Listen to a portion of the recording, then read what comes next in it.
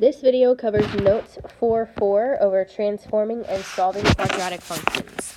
So the first problem, they are asking you, they give you a different form. This is just in standard form, and they're asking you just for the information, basically without the sketch that we've been doing. So this one, because of the negative, will be opening down. To find the x-intercepts and the axis of symmetry in the vertex, we will need to factor. So first, if you have a GCF, you have to factor out. This one, we have a -1 that we need to factor.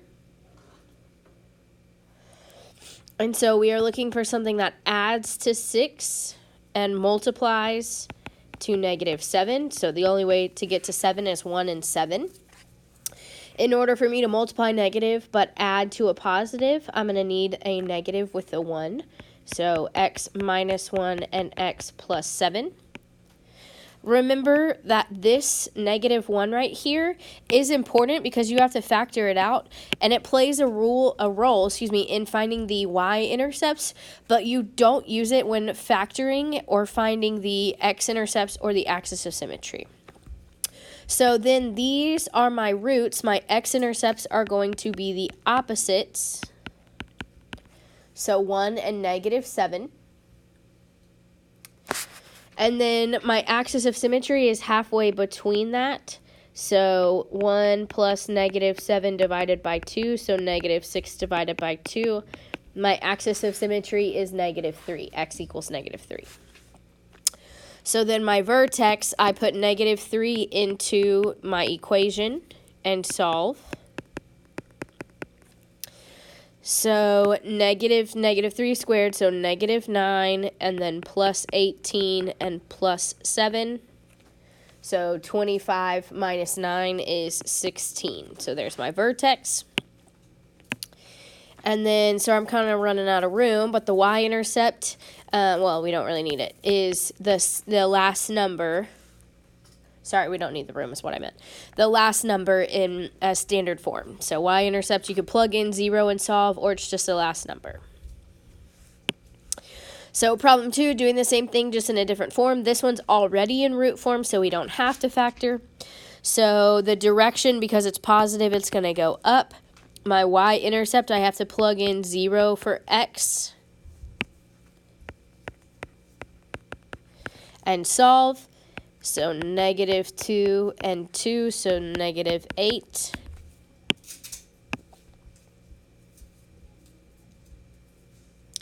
Oh my gosh. I know what you're all thinking. Miss Hawkins can't read. It's okay. It's okay. I figured it out. That's a 1. Sorry if you were screaming at me, Cameron. Okay, so that is a -4, not a -8. Sorry, I just plugged in the wrong formula, or like the wrong starting thing. My roots are the opposite numbers, so a +1 and a -2. And then my axis of symmetry, I can add them together, divide by 2. So that's -1 over 2, so my axis of symmetry is -1/2. And then the super fun part, finding my vertex with a -1/2.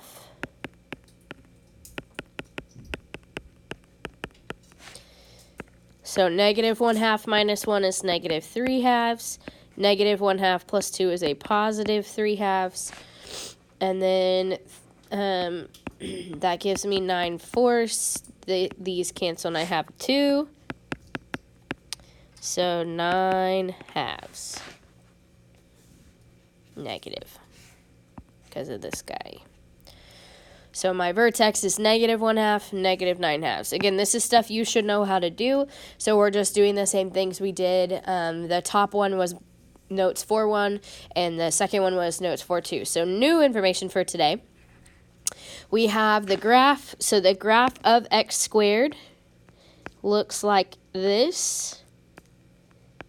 I'm going to write the table so you know what the points are. And if you need to pause the video after I finish the table, then go ahead so people can copy all of this down. Nope, that's a 4.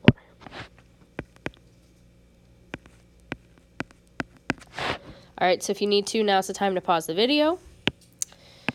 So problem 1, when we transform it, they are asking us to graph the changes based on the parent function. So what I'm going to do is I'm going to identify the vertex because this is in vertex form. So my vertex is the opposite of this and the same as this. So I'm going to go to 3, 2, and write my vertex. There is no number in front to change those points, so I'm just going to mimic these points with those changes. All you really need to do is see the pattern: out 1, up 1, out 2, up 4. So we're going to go out 1, up 1, out 2, up 4 from the vertex, so 1, 1, 2, 4. And then remember that in a quadratic, the right side should mirror the left side.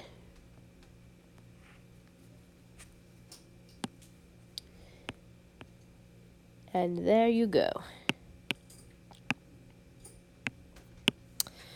So for problem 2, my vertex is opposite of inside, same as the outside, so -5, -2. And then I'm still going to follow that pattern. This time it's going to go down. So out 1, down 1, out 2, down 4. And then mirror the other side. Draw it together.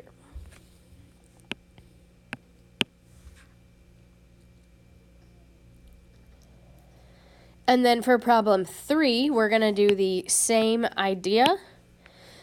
So my vertex is at 2, -4, opposite and same. So 2, -4. And then this time, instead of going out 1, up 1, the y values are going to be cut in half. So I'm still going to go out 1, but I'm only going to go up 1/2. I'm still going to go out 2, but I'm only going to go up 2. So instead of 1, 1, 2, 4, these are cut in half because these are the y's that you're moving. And then make it match.